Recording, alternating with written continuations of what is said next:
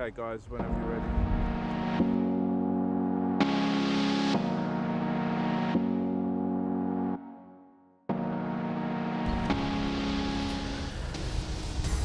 Michael, when you were young, the FA Cup, was that big in your life?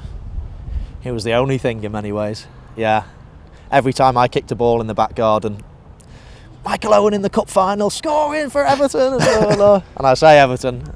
Obviously, I've told you before that you're my hero, but it was always Gary Lineker, and then it was Michael Owen at the end, and then I'd smack it into the garage or in the garden wall. And the FA Cup was, it was the day. It was the day of the year. It was the day that all the family came round. It was the barbecue in the back garden, and if the weather was poor, it'd be Mum would do a spread in the house. It would be, the family day and the biggest football day of the year. Shall I tell you what makes you feel old? When someone tells you you're a boyhood hero and they've retired.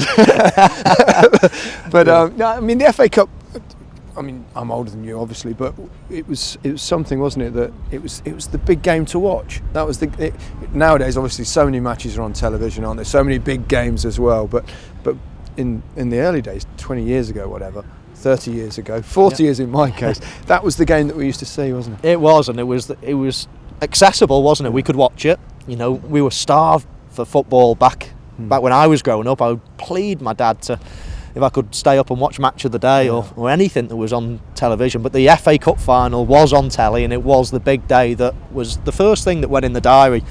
And as I say, it was just a given. There was no invites or anything. The family came round on FA Cup final day, and it would just be a huge occasion, no matter who played. If you were lucky enough to have your team in it, it was you wouldn't sleep the night before. It was brilliant. And suffice to say, the cup final would finish, and off you toddle again with your ball under your arm and thinking, one day I need to play in that. I'd love to play in that game. When did you start to think, actually, I might play in this? I've never doubted that I would, if I'm honest. I always knew I was going to be a footballer. It's easy to say it now, but I did, and my dad knew it, and when you have that belief that it's going to happen one day, you've got a far greater chance, and you can't just say, you have to think it deep down. And I did, and it was almost, in my mind, it was a matter of time before I'm going to be a professional footballer one day, and not just be a professional footballer, but I want to be the best, and that if you haven't got that attitude, you'll never, be a success in many ways. And to play in it. Yeah, and you came relatively early age. You were pretty young, weren't you, for your first cup final? Yeah, I was, I suppose, yeah. I mean, I made my debut at 17, so it was still a few years later, but 2001 was the year that we won a few trophies that year for Liverpool, but none of them were as good as the FA Cup final. It was unique because it was down in Cardiff. It was played down in Wales, and Can you remember the day, the whole day? Yeah, it was just amazing. Families down there, makes a difference when your loved ones are there, and you really sort of, the passion in the crowd, and the whole day, you get fitted for your suits, and it just builds and builds and builds in the week leading up to it. And I'll always remember after it, obviously during the game as a blur, it was just such a game, but after it, I remember sitting in the hotel room. Me and my wife walked into the hotel room because we were going to have a party that night before heading home, and we both just looked at each other and went, did that happen? I mean, I've never been like that. I've always thought, I was born to do this. This is the norm. But that one day in my whole career, in fact, was one day I just thought, does it get any better? No. It doesn't get any better. No. And early on, the feeling of walking out, it wasn't Wembley, as you said. It was the Millennium Stadium in Cardiff, which is also an unbelievable place. But it's not quite the same tunnel walkout, is it? But what are your memories of that actual moment when you come out? Well, I mean, the day was baking hot, and we were playing against a seriously good team in Arsenal, and you're a little bit nervous. You always want a bit of a gimme as a cup final, don't you? Play someone from a league below, or a poorer team in the Premier League or something. But we were playing against the top team at the time, so there was nerves. There was, you weren't sure whether you were going to win, and the heat, and you sing the national anthem and shake everyone's hand. I can remember just thinking, I'm going to have to play as a right side striker today because there was a bit of shade on that far side. And it was unbearable heat. And I just thought, I don't know how we're going to get through this game. And that was the overriding thought, this is going to be a long day ahead, and it proved to be. We chased shadows for the majority of the game. Arsenal played really well, didn't they? They were brilliant. Yeah, they were the top team at the time. Obviously, Henry and Vieira and all the greats. They were,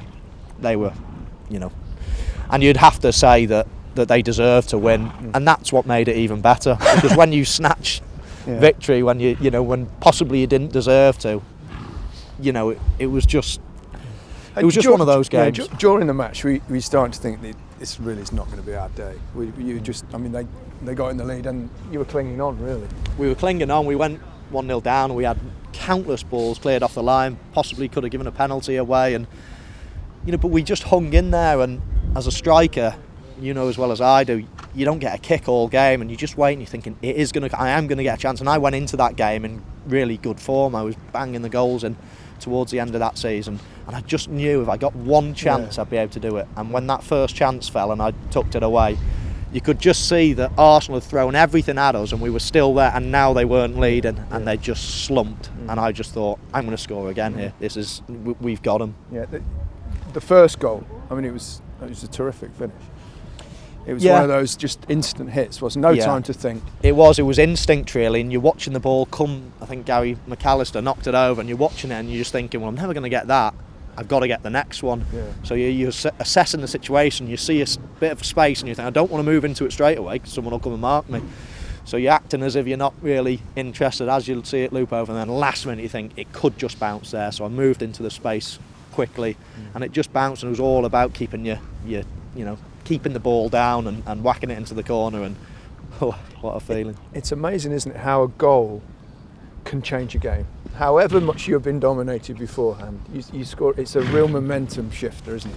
It certainly is, and certainly at the end of a game when a team feels as if they've dominated and they've got nothing to show for it, you're level again. And that was the biggest change in attitude I've probably seen as a footballer, and probably because the attitude in me changed. The perception of the game was altogether different straight away, and I just knew that after I scored that goal there was only going to be one result. Yeah. Did you think it'd probably go into extra time though?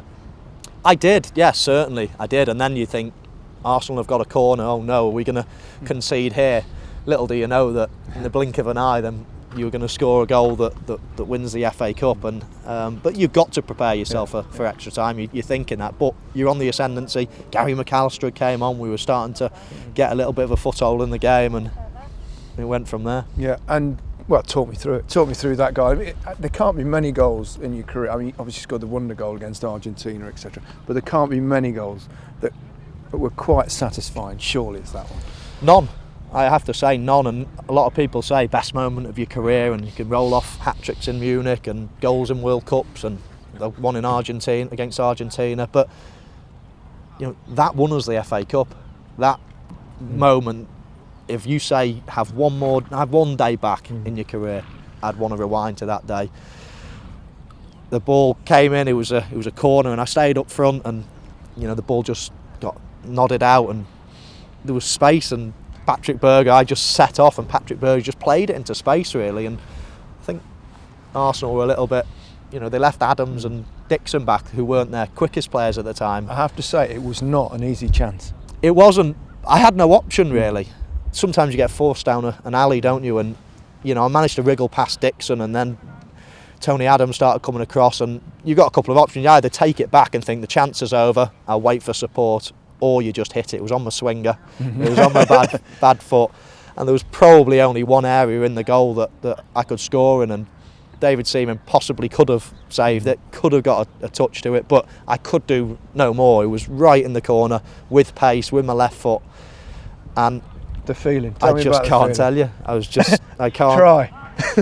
Well, I didn't know what I had done until I saw it a couple of days later in terms of the cell. I knew how I scored it. It was left foot, it was in that far corner, but then I just don't know what I did. I did a handspring that I never did since I was about 5 years old. I was going to ask you precisely about that. I've watched your celebrations hundreds of times, but I've never seen you do that. I've never done it, that's why. It was just something that I can't explain. The excitement that was just coursing through my veins was just the adrenaline and everything in front of your own crowd, knowing that all your family are right behind that goal, and knowing that that's it. It was in the last few seconds. I mean, they weren't coming back from it, and we're going to lift that cup.